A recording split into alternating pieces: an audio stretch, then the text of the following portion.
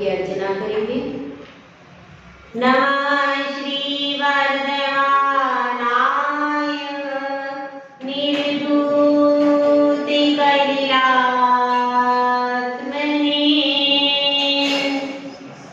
सालोकानां त्रिलोकानां यद विद्या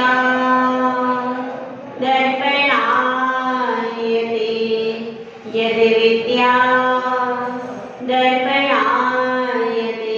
पंच परमेश्वरी भगवान की, परम पूज्याचे श्री आदि सागर जी महाराज की, परम पूज्याचे श्री महावीर कीर्ति महाराज की, परम पूज्याचे श्री विमल सागर महाराज की, परम पूज्याचे श्री तपस्वी सम्राट सन्मति सागर महाराज की, परम पूज्याचे गुरु सुंदर सागर महाराज की, अहिंसामय विश्व धर्म की, जिनवाणी माता की जय, बोलो हरिका सरस्वती माता की जय।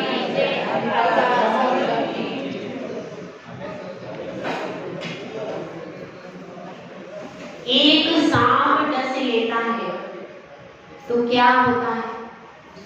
तो व्यक्ति का एक जीवन समाप्त हो जाता है। कोई विष खा लेता है तो एक जीवन समाप्त हो जाता है। लेकिन मोह की मदिरा ऐसी है कि जिसको पी पी करके हम परिग्रह में आसक्त हो जाते। यदि मोह की मदिरा न हो तो परिग्रह के सर्प में हमारी आसक्ति नहीं होगी। जिस प्रकार से सर्प होता है, सर्प की एक कांचली होती है, वह कांचली अत्यंत सुंदर दिखती है। और कैसी दिखती है भाई? चमकदार होती है वो। अगर किसी ने वह कांचली देखी हो तो वह कांचली अत्यंत सुंदर और चमकदार दिखती है। देखिए किसी ने सर्प की कांचली देखी है? कैसी होती है? चमकदार होती है वो। वह सर्प अपनी कांचली छोड़ करके चला जाता है और उसको लोग शुभ समझ करके अपने घर में रखते। अपन लोग नहीं रखते, दूसरी दिगर लोग रखते। तो क्योंकि वो तो मांस का ही पिंड माना जाएगा कि नहीं भाई? तो जिस प्रकार से सर्प ने अपनी कांचली छोड़ दी, तो उसको क्या, उसका हम सम्मान करते, उसको हम अच्छे से, क्योंकि वो सुंदर है और सुंदर वस्तु का क्या होता है? सम्मान होता है, उसके प्रति प्रशंसा भाव होता है। इसी प्रकार से ये परिग्रह भी एक सर्प के समान। और वह कांचली छूटने के बाद तो विष सर्प का उसमें कांचली में नहीं लगता। जैसे वो तो सिर्फ एक कवर है, जैसे ये टेबल है और इसके ऊपर कवर है। अब आप कवर को हटा दो, टेबल का कुछ बिगड़ेगा? नहीं बिगड़ेगा।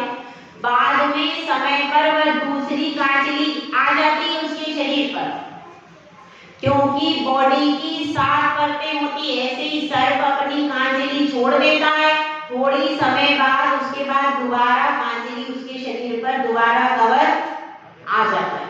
तो इसी प्रकार से अपने को समझना, ये परिग्रह रूपी सर्प है और वह कांचली उसके ऊपर है। हम वो कांचली से समझते हैं कि देखो कितना सुंदर, कितना अच्छा परिग्रह, अरे सोना चांदी धन संपत्ति स्त्री पुत्र कितने अच्छे लग रहे हैं देखने में। वो पोता पोती छोटा छोटा है ना, छोटी पायल कितनी अच्छी लगती, कैसी अच्छी चलती हो, उसको देखने से एकदम अच्छा लगता है कि नहीं? अच्छी लगती है वो, छोटी छोटी कूदती है, मस्ती करती है। हाँ अशोक जी, आपका पोता कहाँ है? हमने तो आज तक देखा ही नहीं उसको। तो छोटे पोटे बच्चे कितने अच्छे लगते, तो वो कैसे हैं?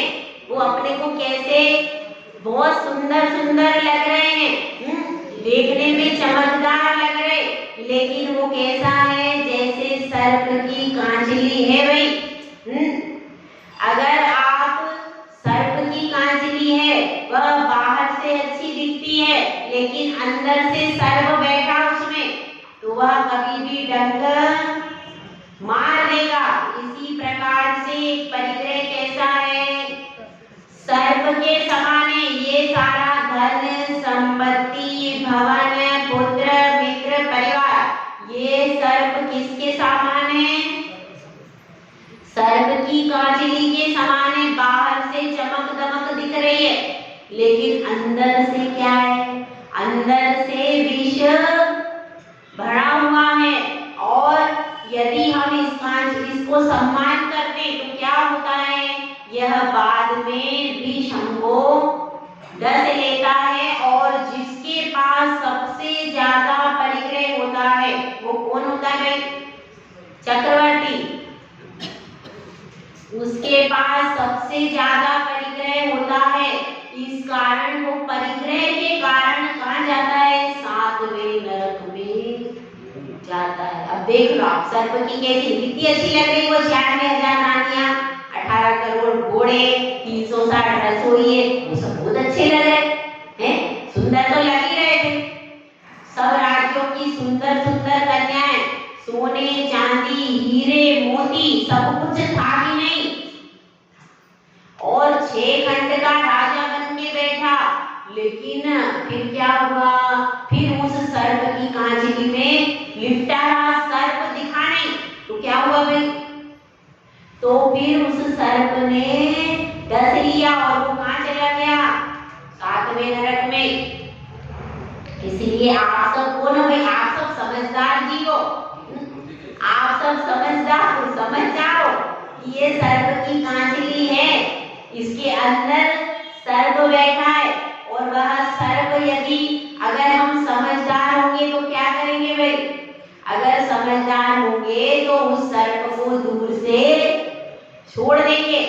उस सर्प का अवलंबन नहीं लेंगे। और यदि हम उस सर्प को समझ नहीं पाए, यह समझ लो अपने आयु कर्म के रहते कि यह परिग्रह सर्प है, यह हमारे लिए कल्याणकारी नहीं है। जब तक हम किसी भी वस्तु को छोड़ना है तो कैसा बताना पड़ता है? वह वस्तु के बारे में बुराई करनी पड़ती है। जब तक आप उसको बुरा नहीं समझोगे तब तक छोड़ोगे नहीं छोड़ोगे। इसलिए आपको बता रहे हैं कि बाहर से चमक दमक दिख रही है इस घर संपत्ति में, लेकिन वास्तव में यह बहुत बड़ा सर्प है, बहुत बड़ा पाप है। जिस पाप के कारण सीधे 7वें में जाना पड़ता है वो अच्छा है? अच्छा नहीं। इसीलिए सारे धर्मों में किसी में भी परिग्रह को पाप नहीं कहा। बता दो आप जितनी आपने दर्शन पढ़े और जितने आपने संप्रदाय का पढ़ा, बता दो एक ऐसा धर्म बता दो जिसमें ये कहा गया हो परिग्रह पाप है, धन संपत्ति पुत्र मित्र आदि इकट्ठे मत करो। किसी में आया क्या भाई? किसमें आया बताओ? और सब जगह बड़े बड़े भवन बनाना, ये हमारे देश की उन्नति हो रही है। हमारे देश की उन्नति कायम हो रही है। यहाँ पर क्या है? अपना वो प्रतिवर्ष की आय बढ़ रही है, लोगों के मकान बन गए, भोजन की सामग्री को विद्यालय भोजनालय बन गया। ये हमारी उन्नति हो रही। क्या हो रही? विद्यालय हमारा क्या बन रहा है? सरकारी विद्यालय भोजन। ये सही बात है, ये झूठ नहीं है। तो ये क्या सोच रहे हम कि ये हमारी उन्नति हो रही, सब लोग भोजन कर रहे, सबके बड़े बड़े पहले सबके कच्चे मकान थे अब सबके बड़े बड़े 3-3 मंजिला बन गए, हमारी उन्नति हो रही। सबके घर में खूब पैसा, इसको क्या मानते? इसको उन्नति मानते, इसको सुख का प्रतीक मानते। मानते कि नहीं? मानते हैं। किसी के यहाँ भी परिग्रह को पाप नहीं कहा गया। जितनी क्षमता है उससे ज्यादा इकट्ठा करो। अरे आपके तो बहुत अच्छा है, पूरा सिर आपके तो क्या हो रहा है? 5 अंगुलियां घी में और सिर कढ़ाई में। क्यों? बेटा डॉक्टर बन गया, बेटी इंजीनियर बन गई और आप दोनों गवर्नमेंट सर्विस में। भैया आपके तो मजे जितना इतना आ रहा है कोई हिसाब ही नहीं। बढ़िया है। किसको क्या मानते? बहुत अच्छा मानते। अगर धन संपत्ति आपके पास सोना रुपया पैसा अधिक हो तो सब जगह आपको क्या मानते हैं? अच्छा मानते। लेकिन जब आप जिन धर्म में प्रवेश करोगे तो यहाँ पर तो उसको सर्प की तरह बताएंगे, इसको अच्छा नहीं बताएंगे। ये किस में अंतर है? ये अन्य में और अपने धर्म में बहुत बड़ा अंतर है। और वास्तव में इसीलिए सारभूत तत्व क्या बताते हैं? सिर्फ हमारी आत्मा, इसके अलावा जो सब कुछ है वो सब कैसा है? छोड़ने योग्य है, ग्रहण करने योग्य नहीं है। तो कल हमने क्या देखा था? परिग्रह परिमाण कैसे करना चाहिए। तो अब इस संबंध में एक प्रसिद्ध हुआ है, कौन? भरत चक्रवर्ती का सेनापति जय कुमार। कौन? वह कहाँ का रहने वाला था? इस बात को सुन लीजिए। कुरुजांगल देश में हस्तिनापुर नाम का नगर, वहां पर सोमशेखर राजा राज्य करता और उसका एक पुत्र था। पुत्र का नाम था जय कुमार। क्या नाम था भाई? जय कुमार उस पुत्र का नाम था। और उस जय कुमार की एक सुलोचना नामक अत्यंत सुंदर कौन थी? पुत्री नहीं थी, उसकी पत्नी थी, धर्म पत्नी थी। ठीक है। अब क्या हुआ कि उसने पंचामृत ग्रहण कर लिए। किसने? जय कुमार ने पंचामृत ग्रहण कर लिए और 5 अमृत का बहुत अच्छे से पालन करता था। अब सोधर्म स्वर्ग में एक बार पूरी परिषद बैठी हुई थी और वहां पर सोधर्मेंद्र के स्वर्ग में चर्चा हुई कि पंचामृत के पालन करने में भी, परिग्रह परिमाण व्रत के पालन करने में जय कुमार सबसे अद्वितीय है, सबसे प्रशंसनीय है। जब ऐसी चर्चा हुई तो एक रतिप्रभ नामक देव था, उसने क्या किया? वह वहां से स्वर्ग से जय करके यहाँ पर आ गया। कहाँ पर आया भाई? हस्तिनापुर में। हस्तिनापुर में आ गया और वहां पर आकर के उसने सोचा कि मुझे तो अब परीक्षा लेनी है। तो उसने क्या किया? स्त्री का रूप बना लिया, बहुत सुंदर स्त्री का रूप बना लिया और स्त्री का रूप बना करके जय कुमार के पास में आके निवेदन किया कि हे नाथ, मेरी कथा सुनिए। जब सुलोचना का स्वयंवर हुआ था, स्वयंवर के समय नमी राजा ने आपके साथ युद्ध किया। ये कोई दूसरा नमी राजा, नमी विद्याधर राजा ने, विद्याधरों का राजा था। नमी विद्याधर ने आपके साथ युद्ध किया था। मैं उसकी पत्नी हूँ, मेरा नाम है स्वरूप। क्या नाम है? स्वरूप। मैं उसकी स्वरूप नामक पत्नी हूँ और अब आप मुझे अपनी शरण में ले लीजिए। इस प्रकार से वह 2-3 कन्याओं के साथ में और बहुत सुंदर रूप बना करके वह देवता आ गया। अब जय कुमार सोचते हैं, जय कुमार उसको उत्तर देते हैं कि हे बहन, मुझे क्षमा करो, मेरा तो परिग्रह परिमाण व्रत है और आप कौन हो? परिस्त्री हो। वह नवी विद्याधर की पत्नी बन के आए, तो आप तो परिस्त्री हो, तो मेरा तो सभी, आप मेरी माता और बहन के समान हो, आप ऐसे वचन मत कहो। मेरा तो अपनी स्त्री के अतिरिक्त और सारी स्त्रियां मेरे लिए माता और बहन के समान है, तो मैं तो इस प्रकार का विचार भी कर नहीं सकता। जब वह बार बार निवेदन करने लगी तो जय कुमार ने सोचा भैया ये उपसर्ग आ गया, अब मैं क्या करूं। तो वह ध्यान लेकर के नमोकार मंत्र के ध्यान में बैठ गए हो कि अब क्या करूं। तो अब तो वह तरह तरह से भोग विलास के नृत्य गान करके क्या करने लगी, उन पर उपसर्ग करने लगी और बहुत देर तक उनको डिगाने का प्रयास करती रही, पर उन्होंने आंख उठा करके भी नहीं देखा। जब वह हर प्रकार से परेशान कर चुकी, वह थक गई, तो उसने विचार किया कि ये तो ब्रह्मचर्य व्रत में भी अद्वितीय है और परिग्रह परिमाण में भी अद्वितीय है। तो उनके परिग्रह परिमाण इन्होंने नियम ले लिया है। क्या नियम लिया? 100 स्त्री के अलावा मेरा और बाकी का सब परिग्रह का क्या हो गया? परिमाण हो गया। तो वह किसी भी प्रकार से चलायमान नहीं होते। फिर उस रतिप्रभ देव ने अपने असली स्वरूप में आ गया, अपने असली रूप में आकर के जय कुमार की प्रशंसा की कि आपने परिग्रह परिमाण व्रत जो लिया, क्योंकि परिग्रह परिमाण का मतलब क्या है? उसमें भी स्त्रियों का भी गणना होती, उसमें सारी गणना हो जाएगी। स्त्री भी क्या है? परिग्रह के अंतर्गत आती है। आप देखो कितनी बड़ी मुसीबत लेके आए हैं।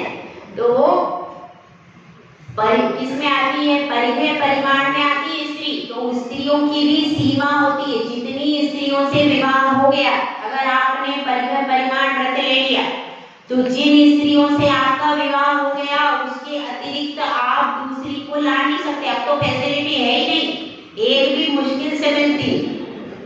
पहले ऐसा होता था, पहले राजाओं की कई स्त्री होती, पहले होता था ना ऐसा। तो इसीलिए उस समय की ये कथा है। अब वो भी राजा था, राजा का पुत्र था, तो उसकी भी कई रानियां थी। तो उतनी, लेकिन उसने नियम ले लिया था कि अब मेरा परिग्रह परिमाण हो गया, अब मैं अन्य दूसरी स्त्री से विवाह नहीं करूंगा। भले और पर स्त्री तो वैसे भी त्याज्य है, तो इसलिए उसके परिग्रह परिमाण व्रत से प्रभावित होकर देव भी उसकी स्तुति करके गया, उसकी प्रशंसा करके अपने स्थान पर गया। ये किसकी कथा है? जय कुमार के परिग्रह परिमाण व्रत में कौन प्रसिद्ध हुआ है? जय कुमार प्रसिद्ध हुआ है। तो इस तरह से हमको भी, जब हमने जिस वस्तु का जितना परिमाण कर लिया उसका उल्लंघन यदि नहीं करते हैं, तो हमारे पास, हमारे भी जीवन में अतिशय अपने आप होने लगते। कब?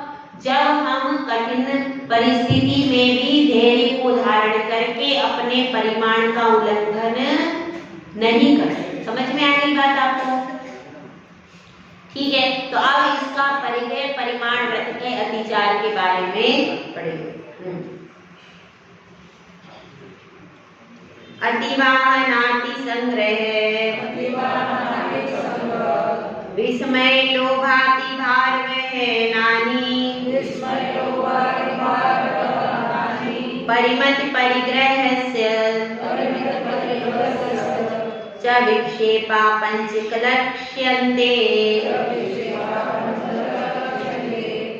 अतिवाहनाति संग्रह विस्मय लोभाति भारवः नानी परिमित परिग्रहस्य च विक्षेपा पंचलक्ष्यन्ते। इसमें परिग्रह परिमाण व्रत के अतिचारों के बारे में बताया गया है। कौन सा अतिचार है? पहला, अतिवाहन। जो हमने प्रमाण बना लिया था, उस प्रमाण की संख्या को बढ़ा देना। पहले हमने नियम लिया था कि 10,000 से ज्यादा अपने पास डिपॉजिट, उदाहरण बता रहे हैं, कोई समझ ये नहीं लेना कि बात है 10,000, समझ गए? केवल उदाहरण बता रही हूँ कि इतना हमने रख लिया, लेकिन अब कदाचित आपका कोई मित्र आया, उसने कहा कि क्या है 10,000, 1,000 और रख लो मेरी तरफ से, कोई फर्क नहीं पड़ता। किसने देखा? किसको पता है? किसके सामने क्लियर? किसी को नहीं पता चलता, चुपचाप अपन इधर से बनाए। क्या हुआ? हमने 10,000 की बनाई थी, अब क्या कर लिया? अब हमने 1,000 और रख लिए, तो ये क्या हो गया? ये अधिक कर लिया, तो ये हो गया अतिवाहन। और अति संग्रह। अति संग्रह कैसे होता है?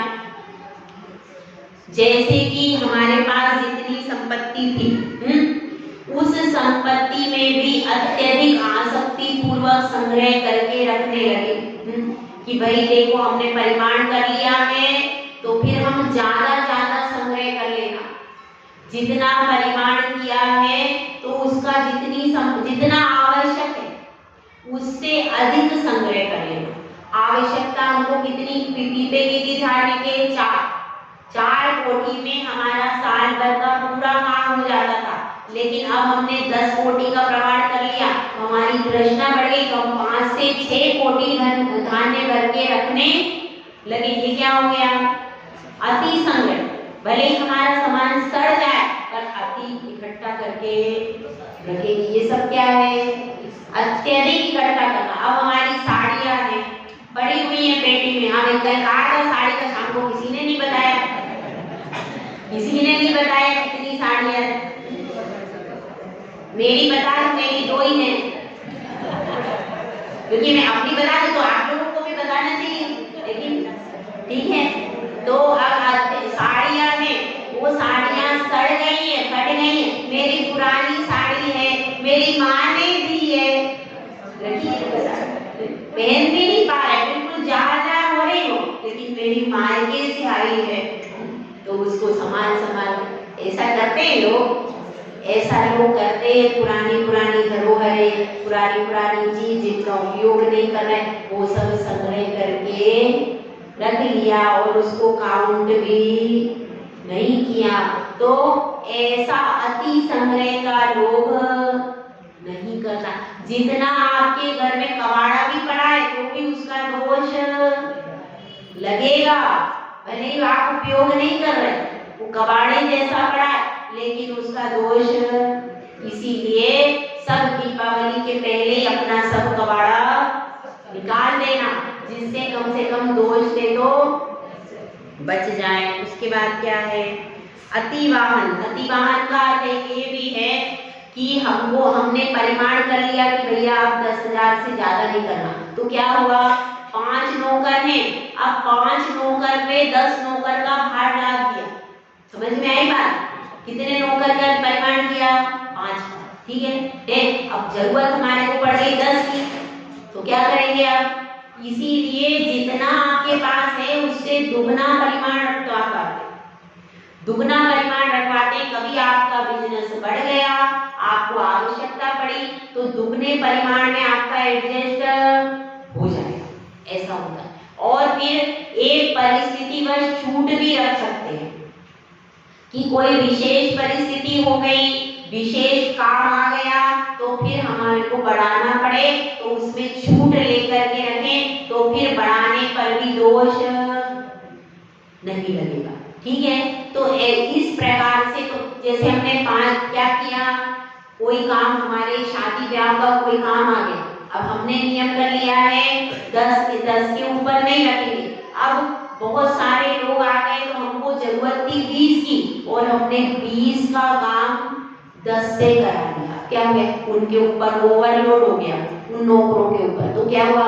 उनको भोजन पानी भी समय पर नहीं हुआ, उनको तकलीफ भी हुई, तो ऐसा काम, इसमें हिंसा भी हो गई और परिग्रह का परिमाण भी, अतिचार भी लग गया। आपको हिंसा का भी दोष लगा और परिग्रह परिमाण में अतिचार भी लग गया। कई बार हम ऐसा करते हैं कि नहीं करते, 10 की जगह 5 से काम करा दिया, करते हैं, तो उसको नहीं करना। उसके बाद क्या है? अधिक संग्रह भी हो गया। अधिक आश्चर्य। अधिक आश्चर्य कैसा है? लिखा है यहाँ पर अति विस्मय। अति विस्मय का अर्थ यह है कि सामने वाले ने 4 मंजिला बना लिया। अब हम देख रहे बैठे बैठे, अब बड़ी सी गाड़ी आई और उसमें से जेवर से लदी फदी उसकी गृह लक्ष्मी उतरी। हम देख रहे ध्यान से, अरे इतने जेवर इसको, ये गाड़ी इसने अभी ली नहीं, एकदम आश्चर्य, उसके पास इतने जेवर है, उसका मकान 3 मंजिला, तुम तो 1 मंजिला भी बना नहीं पाए, इतने दिन हो गए किराए में रह रहे हो, वो देखो सामने वाला 3 मंजिला ऐसी, उसकी बहुत देखी तुमने गाड़ी, कितने जेवर, तुम्हारे पास कुछ नहीं है, ऐसा। वो दूसरे की संपत्ति को देख करके आश्चर्य पूर्वक देखना, इसने कैसे बना लिया, इसने कैसे कर लिया, और उसको देख देख करके क्या करना, हमको ऐसा सोचना कि हमारे पास कुछ भी नहीं है। यदि ऐसी भावना रहती है तो इसको क्या कहते हैं, अति विस्मय। तो इन लौकिक संपत्ति को देख करके आश्चर्य मत करना। अनादिकाल से धन संपत्ति कमाने वाले बहुत लोग हैं, कोई कमी नहीं है क्या? पूरे विश्व में धन संपत्ति की कोई कमी है क्या भाई? पूरे विश्व में बहुत है पैसे वालों की कोई कमी नहीं है, लेकिन सुख वालों की बहुत कमी है। पैसे वाले तो दुनिया में, पर सुख उनके पास नहीं है। वो जो शाश्वत सुख है वह तो केवल सिद्ध प्रभु के पास में है। वह पैसे वाले हो सकते हैं, लेकिन सुख वाला कौन है? एकमात्र सिद्ध प्रभु ही शाश्वत सुख वाले हैं। तो समझ में आई ये बात? अधिक विस्मय नहीं करना दूसरे की संपत्ति को देख कर, ये तो चलता रहता, जिसका पुण्य का उदय, आज उसके पास, उसने पूर्व भव में कुछ विशेष पुण्य किया, आज उसके पास सब कुछ है, और हम यदि उसकी ईर्ष्या करेंगे, निंदा करेंगे, तो जो है वो भी चला जाएगा। इसलिए ईर्ष्या और निंदा करके अपने पतिदेव को परेशान नहीं करना। करती हो? पता नहीं, यहाँ तो सब अच्छे लोग, ये तो पड़ोसी दूसरी जगह की बातें हैं, यहाँ के तो सब बहुत अच्छे जीव हैं, सब दीक्षार्थी जीव हैं, यहाँ के भले लोग, ठीक है। तो ऐसा आश्चर्य भी कौन नहीं करता? जिसका परिग्रह परिमाण व्रत है वह ऐसा आश्चर्य नहीं करता। और अब इस प्रकार से अपने को समझ में आया परिग्रह परिमाण व्रत कैसा होता है, उसकी क्या विशेषता होती है। और अति लोभ, इसमें एक और रह गया, अति लोभ। अति लोभ का अर्थ क्या है? अत्यधिक लोभ करना, भले ही परिमाण कर लिया, लेकिन लोभ अंदर से नहीं गया। देख देख के ललचा रहे, अरे मैंने तो परिग्रह परिमाण कर लिया, अभी मेरे पास परिग्रह परिमाण नहीं होता तो मैं इतने और बढ़ा लेता, इतने और बढ़ा लेता। मन में अंदर क्या है? लोभ। तो लोभ के कारण क्या हो रहा है? अंदर से दुखी हो रहे, बाहर से अंदर से लोभ के भाव बन रहे, और ऊपर से नियम ले लिया तो ऊपर का काम तो अच्छा नहीं है। अंदर से भाव पूर्वक नियम लेते तब फल मिलता। लोभ अंदर से पनपना नहीं चाहिए, सौभाग्य मानना चाहिए कि आज जिन शासन का सौभाग्य मुझे मिला है कि मैंने परिग्रह का परिमाण कर लिया। किसका सौभाग्य है? मेरा सौभाग्य है। संसार में तो बहुत लोग घूम रहे हैं, सब दुखी है, कोई पैसा किसी को सुखी आज तक नहीं कर पाया, भवन आज तक किसी को सुख नहीं कर पाया। तभी तो आता है उसमें परिग्रह कोट उतार सब लीनो चारित पंथ, निज स्वभाव में फिर बड़े वज्र नाभ ले। पढ़ा है कि नहीं? वो चक्रवर्ती के लिए भी आया है कि परिग्रह कोट उतार सब प्रकार का परिग्रह उन्होंने छोड़ दिया, सब प्रकार के कोट यानी वस्त्र छोड़ दिए, और क्या किया? चारित्र का पंथ स्वीकार कर दिया। जो संसार विषय सुख होता तीर्थंकर क्यों त्यागे। तो इस चीज को हमको यहाँ समझना है कि जितना हम अपने अंदर से तृष्णा को घटाएंगे, अंदर से भी घटाना, एक तरफ का काम नहीं चले। बाहर से तो आपने परिमाण कर लिया और अंदर में लालसा बढ़ रही, तो फिर उसका फल मिलेगा कम, मिलेगा लेकिन कम मिलेगा। तो अंतरंग से भावना क्या होनी चाहिए? मेरा सौभाग्य, व्रतों के प्रति भी अहोभाव होना चाहिए कि मेरा बहुत सौभाग्य है, मेरा बहुत पुण्य का उदय जो मैंने आज व्रत लिए। क्योंकि देखिए, जिसका नरक गति का, नरक आयु का बंद हो गया, त्रियंची आयु का बंद हो गया, वह कभी भी कोई भी व्रत भी नहीं ले सकता, पंचांग व्रत भी नहीं ले सकता। आहार भी नहीं ले सकता, तो व्रत कौन लेगा? जो पुण्यशाली जीव है, जिसके कोटि गति का, कोटि आयु का बंध नहीं हुआ, वही व्रत ले सकता है। दूसरा जिसके कोटि आयु का बंध हो गया, उसके आहार देने के भाव नहीं बनते, उसके व्रत लेने के भाव नहीं बनते ही नहीं अंदर से। तो इसलिए समझना है कि हमारा सौभाग्य है, जितना परिमाण है उसी में। देखिए क्या कहावत आती है, साईं इतना दीजिए जामे कुटुंब समाए, मैं भी भूखा ना रहूं साधु न भूखा। बस इतना ही चाहिए, कितना ही सोना चांदी कितना ही होगा, छोड़ के आपको जाना ही पड़ेगा। कितना भी कर लो, एक भी सुई भी लेकर के जा नहीं सकते, तो फिर फायदा क्या है? कितना भी इकट्ठा कर लो, कितना भी हम कहते, कितना भी इकट्ठा कर लो हीरे मोती, मगर कफन में कोई जेब। आप बना लो, प्रतापपुर वाले मान लो, बना लेंगे, क्यों संजय जी बन जाएगी, या प्रतापपुर वाले सब मान लोगे, बना लो। हाँ आप भी कहो, किसी से कहो, एक आध कोई बना के तो लाए, एक आध बना के ले आए जेब, तो हम सबको आगे जाके प्रचार प्रसार करने के नहीं पड़ता। जिसको भी जेब बनवानी हो, जा करके प्रतापपुर में चले जाओ, वहां पर स्पेशल सब जेब बनाते हैं कपल में, है ना, सही है। तो ये प्रतापपुर की महिलाएं बहुत चतुर होती, तो अब ये कल से सब बना के लाएंगी ना। कपल में कोई जेब कभी भी कोई बना नहीं पाया है, ऐसा हमको समझना। इसीलिए अपने को तो देखो, कितना भी इकट्ठा कर लो, पेट में वही 2 ही रोटी जाएगी, सोना चांदी तो नहीं जाएगा। और आप पहन के जाओगे तो दूसरे लूट लेंगे, लॉकर में रखोगे तो बैंक वाले खा जाएंगे, कहाँ बताओ कहाँ छुपाएंगे? उसको छुपाओ रखो, कितनी परेशानी। तो इसलिए क्या है, जितना आवश्यक है उतना परिग्रह रखो, और आपको परिग्रह को परिमाण करना है, चौगुना करके भी परिमाण कर सकते हो, कोई परेशानी नहीं। 10 करोड़ का परिमाण कर लो, कोई परेशानी नहीं, मगर आपका ये सोचो 10 करोड़ का भी परिमाण किया तो बाहर का तो सब त्याग, तो भी आपको पुण्य लग रहा है, भले ही आप जीवन में 10 करोड़ कभी देखने को नहीं मिलेंगे। एक किसी महिला के पास 10 रुपए भी नहीं है, तो भी उसकी तृष्णा थी, उसने 10 करोड़ का परिमाण कर लिया। सुनो भाई, ठीक है, कितना कर लिया? अभी उसके पास 10 रुपए भी नहीं है, तो भी उसको क्या हुआ? तब भी 10 करोड़ के बाहर का पाप उसको लगेगा ही नहीं, तो भी वो पुण्यशाली है। इसलिए ऐसा मत सोचो, आप दुगना चौगना बढ़ा करके भी यदि नियम ले लिया है, तो भी आप क्या कहलाओगे?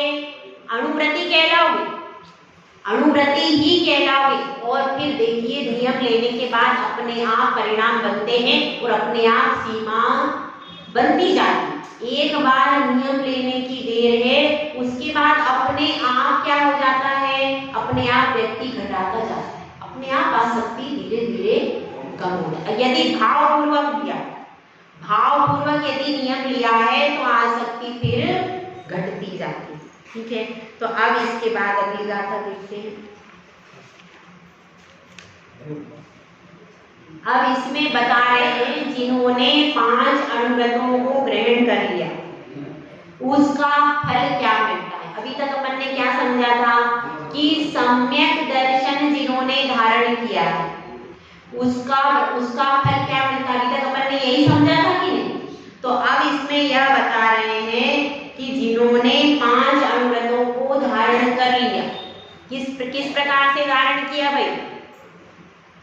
द्रव्य पूर्वक भी और भाव पूर्वक भी, एक जैसा नहीं कि खाली बाहर से ग्रहण कर लिया और अंतरंग में लोभ हो रहा है, विस्मय हो रहा है, ऐसा नहीं। अंतरंग से भी भाव पूर्वक ग्रहण किया है और बाहर से भी ग्रहण किया, दोनों प्रकार से ग्रहण हो गया। पहले बाहर से ग्रहण होगा कि पहले अंदर से ग्रहण होगा, बताओ? हाँ,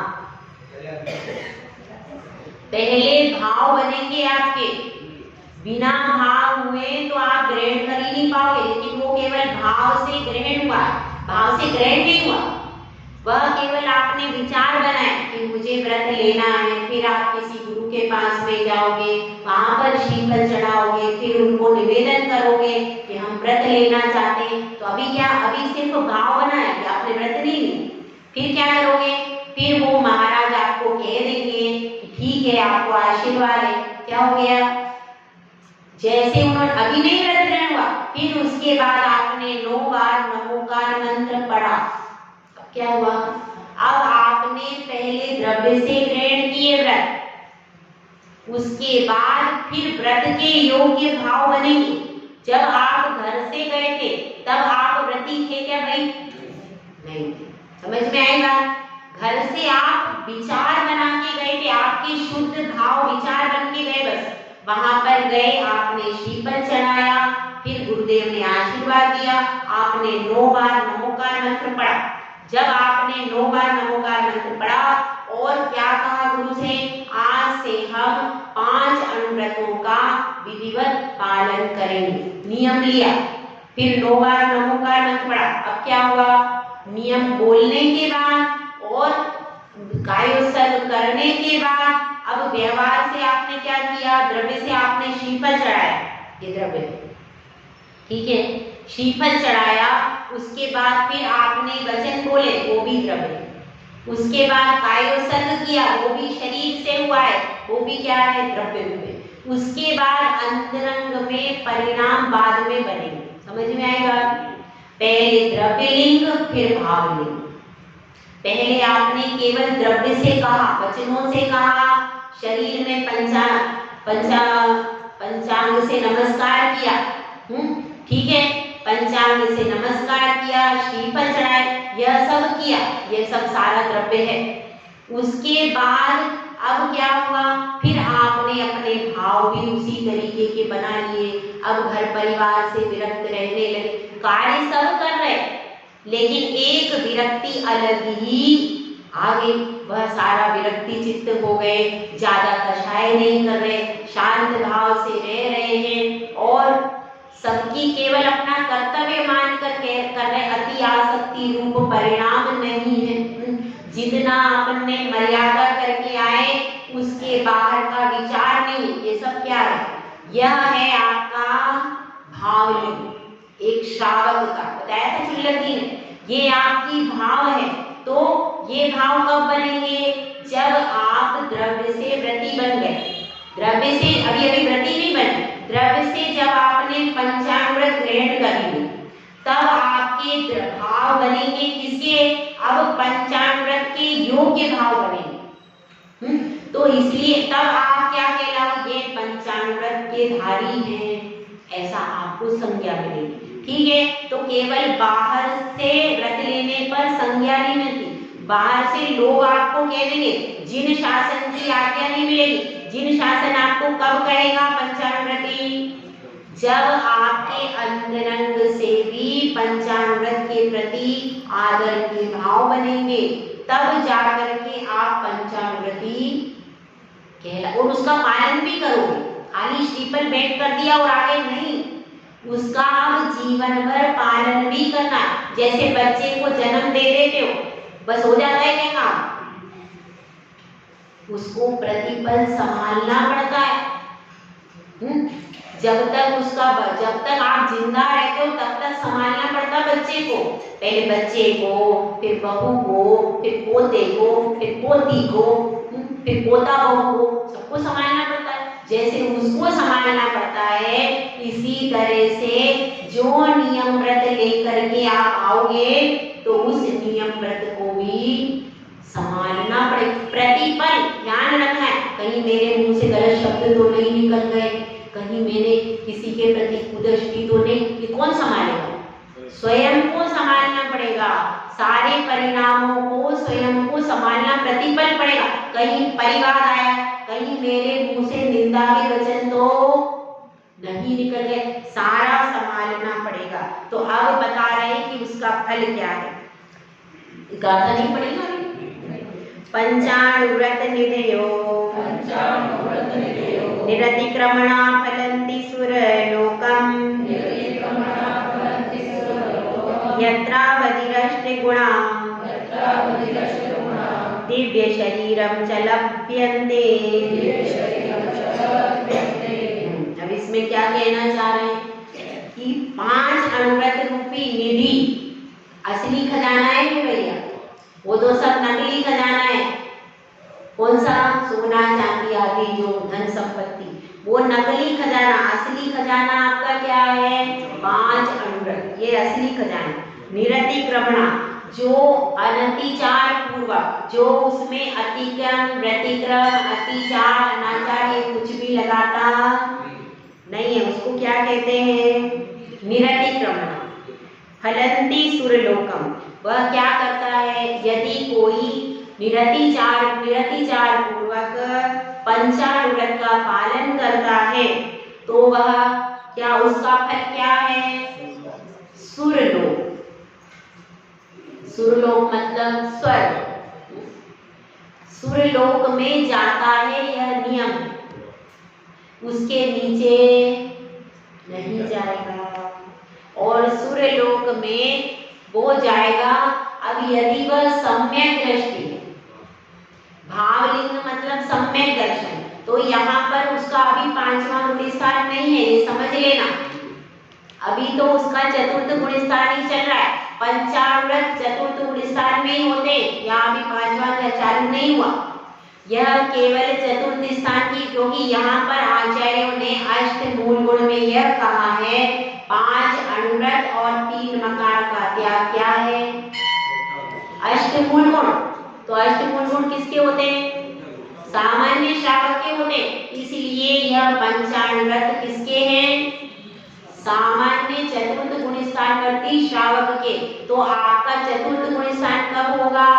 जब आप 5 अनुव्रतों का पालन करोगे। चतुर्थ गुण स्थान की बात चल रही है। तो अब इसमें क्या बताया? वह कहाँ जाता है? स्वर्ग में जाता है। यत्रावधि रष्ट गुणा, और क्या पालन करता है? 8 गुणों का पालन करता है और दिव्य शरीरम च लभ्यन्ते, दिव्य शरीर को प्राप्त करता है। दिव्य शरीर मतलब अष्ट गुणा, मतलब वो बता दिया आपको, अणिमा, महिमा, लघिमा, गरिमा, प्राकाम्य, वशित्व, ईशत्व और सकामत्व। ये पूरी 8 रिद्धियां किसको प्राप्त होंगी? जिसने पंचानुव्रत का पालन किया है वह स्वर्ग में जा करके इन सब रिद्धियों का स्वामी होकर के और उच्च पदों को प्राप्त करता है। ये उसका क्या है? यह उसका फल है।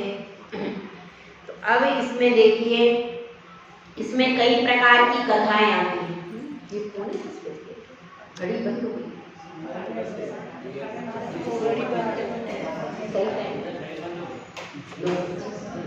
एक छोटी सी कथा आपको सुना देते हैं। यहाँ पर यमपाल चांडाल की कथा तो पहले आपने सुनी हुई है। तो अहिंसा व्रत में प्रसिद्ध कौन हुआ है? यमपाल चांडाल, उसकी कथा आपको पता ही है। तो उसमें मुख्य बात क्या थी कि उसने अष्टमी चतुर्दशी को नियम लिया था, लेकिन राजा ने उसको बुलवा लिया। तो उसने क्या किया?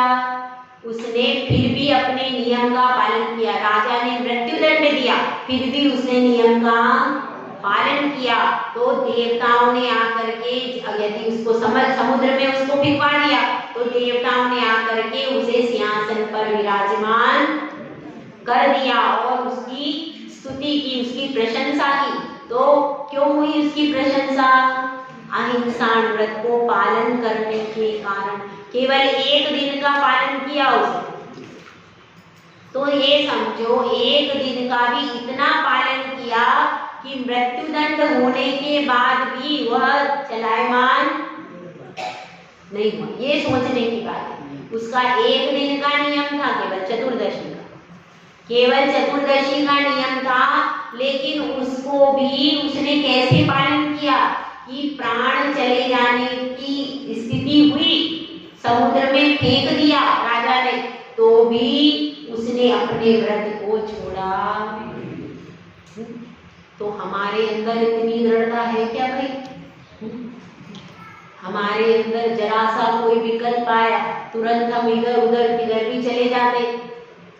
ऐसी हमारी स्थिति, जरा सा भी दृढ़ता नहीं। वो तो चांडाल था, उसके पास तो कुछ नहीं, और उसको भी मृत्यु दंड दे दिया, तो उसने ये नहीं सोचा कि मेरे प्राण तो बच जाए, उसने कह दिया मेरा प्राण जाए पर प्रण न जाए। क्या कहते हैं? प्राण तो जाए पर प्रण जो मैंने किया, जो नियम मैंने लिया, वो नियम जब हम ऐसा पालन करते हैं तभी क्या होता है? तभी अतिशय होता है। जब तक हम चलायमान रह रहे, इधर की छूट उधर की छूट, तब तक कहाँ से नियम पलेगा और कहाँ से अतिशय होगा? जो दृढ़ता पूर्वक पालन करते हैं तो उनकी देवता भी आकर के रक्षा करते। हिम्मता मर्दे मन देवता।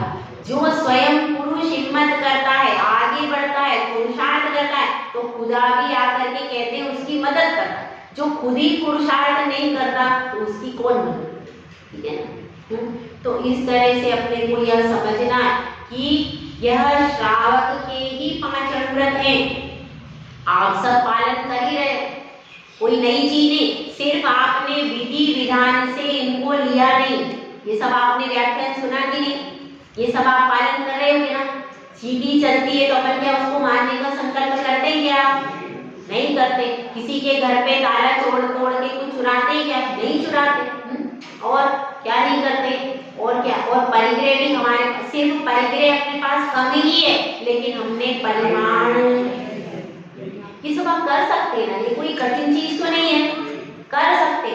आप लोग चाहो तो ये कर सकते, सिर्फ अपन अंदर की इच्छा की बात। क्या नाम क्या है इसका? दूसरा परिग्रह परिमाण का इच्छा परिमाण रखे। अपनी इच्छाओं को सीमित करना, सिर्फ इच्छाओं को सीमित करके सिर्फ आपको ये सारा पालन करना, सिर्फ आपको एक श्रीफल रखना है, सिर्फ इतना ही कार्य करना है। बाकी आप देखो सारा आप लोग पालन कर रहे हैं। क्या कर रहे हो? किसी जीव को आप मारते हो नहीं, ठीक है। दूसरी चीज क्या है? झूठ भी आप ऐसा नहीं बोलते हो किसकी कोई जीव मर जाए, इतना ही त्याग है। स्कूल झूठ का ही त्याग होता है, ऐसा झूठ कौन बोलता है? कोई भी नहीं बोलता। उसके बाद क्या है? क्या है? चोरी भी नहीं करते इतना। और क्या है? ब्रह्मचर्य, अपनी पत्नी के अतिरिक्त बाहर का भी सबका त्याग ही होता है। ये कोई नई चीज, कोई स्पेशल चीज है ही नहीं। फिर भी हमने नियम लिया है क्या? नहीं लिया। तो जब तक नियम नहीं लेंगे तब तक फल मिलने वाला नहीं है। तो नियम आप लोगों को लेना चाहिए, क्योंकि हम सब पालन कर रहे हैं। तो फिर नियम लेने से क्या होगा? नियम लेने से हम चतुर्गति से सुरक्षित हो जाएंगे। तो इसके अतिचार भी और इनकी भावनाएं भी है। मनोज्ञा, मनोकेंद्रीय, विषय, राग, द्वेष, वर्जनानि 5। मनोज्ञ और अमनोज्ञ कौन सी 2 चीजें हो गई? मनोज्ञ मतलब इष्ट और अमनोज्ञ यानी अनिष्ट। मनोज्ञ और अमनोज्ञ विषयों में राग द्वेष का छोड़ना किसमें आई है भावना? तत्वार सूत्र में 5 भावना आई, उसमें परिग्रह परिमाण के लिए आया है कि जो हमारे इष्ट और अनिष्ट पदार्थ हैं उनमें राग द्वेष की बुद्धि छोड़ना, भावना को छोड़ना, क्या है? यह परिग्रह परिमाण व्रत की भावना है। तो ये सब आप भा रहे हो, ये सब आप कर रहे हो, लेकिन एक नियम लिया। पहले क्या होता था? 5 अनुव्रत देने नहीं पड़ते थे। जिसने जैन कुल में जन्म लिया है वह बचपन से ही पालन करता था। क्या आया? भय जब अष्टम वर्ष कुमार, धरे अनुव्रत महासुख का। क्या?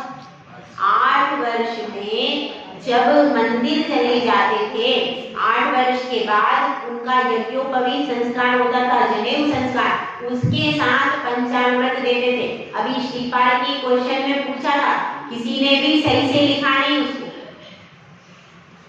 2-3 लोगों ने अच्छा लिखा, संगीता जी ने बहुत सारा लिखा और इतना बड़ा लिखा कि ऊपर का क्वेश्चन ही छोड़ दिया।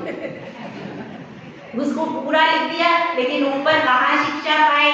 पहली बार शिक्षा में क्या पढ़ाया? ये ओंकार ये लिखा ही नहीं उन्होंने, एक क्वेश्चन ही छोड़ दिया उसके पीछे और पूरा लिख दिया कि जो कवि संस्कार पंचानुव्रत दिए, अष्टमूल गुण दिए और ये सारा लिखना था, तो उसमें बहुत कम लोगों ने लिखा।